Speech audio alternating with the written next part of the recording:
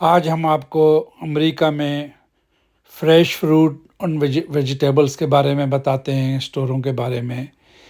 ये देखें, आगाज़ इसका हो रहा है केले से। और ये यहाँ पर दर्जन के हिसाब से नहीं बिकता, बल्कि पौंड के हिसाब से बिकता है। और ये मैंने ट्रॉली ले ली है, लेकिन कुछ ख़वातीन की मौजूदगी के बायस कैमरा नीचे रखना पड़ रहा है। और ये देखें, इस तरह थैलों में फ्रूट जो हैं रखे होते हैं। और हम गुज़र रहे हैं वहाँ पे से, प्राइस भी लिखी हुई होती हैं सब। और अपनी मर्ज़ी की चीज़ जो है वो उठा के ट्रॉली में डालते रहते हैं।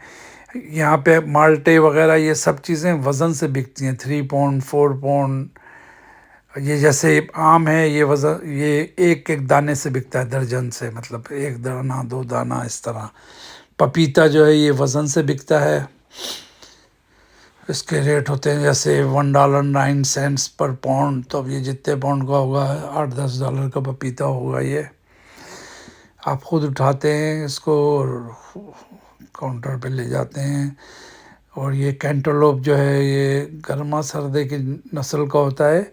ये पर पीस के हिसाब से मिलता है, एक पीस $2.99 का आप ले लें। और ये स्ट्रॉबेरी जो हैं ये पौंड की भी रखी हुई होती हैं, 3 पौंड की है जैसे तो $2.99 या $3.99 की होगी। इसी तरह ये मुख्तलिफ ऑयल बने हुए हैं, इनमें A6 A7 आप जैसे देख सकते हैं, कैंडी वगैरह सब ऊपर लिखा होता है।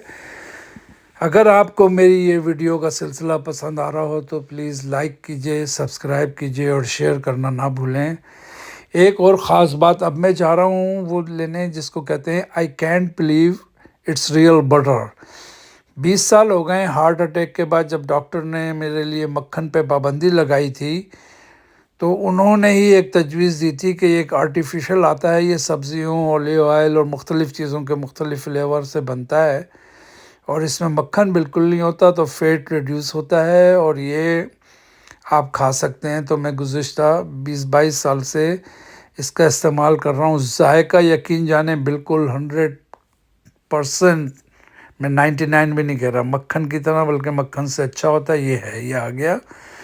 और इसका अब आप नाम पढ़ लीजिए, ये लिखा हुआ है I can't believe it's not butter. ये लाइट वाला है, इसमें एक ऑलिव ऑयल का भी आता है और फुल फ्लेवर, ये फुल फ्लेवर है ओरिजिनल। और परसेंटेज जो अगर आप इसकी देखें, इसके साइड में लिखा हुआ है कि ये 80% लेस वेट है दूसरों के मुकाबले में। तो शाद रहें, आबाद रहें। मुझे भी अपनी दुआओं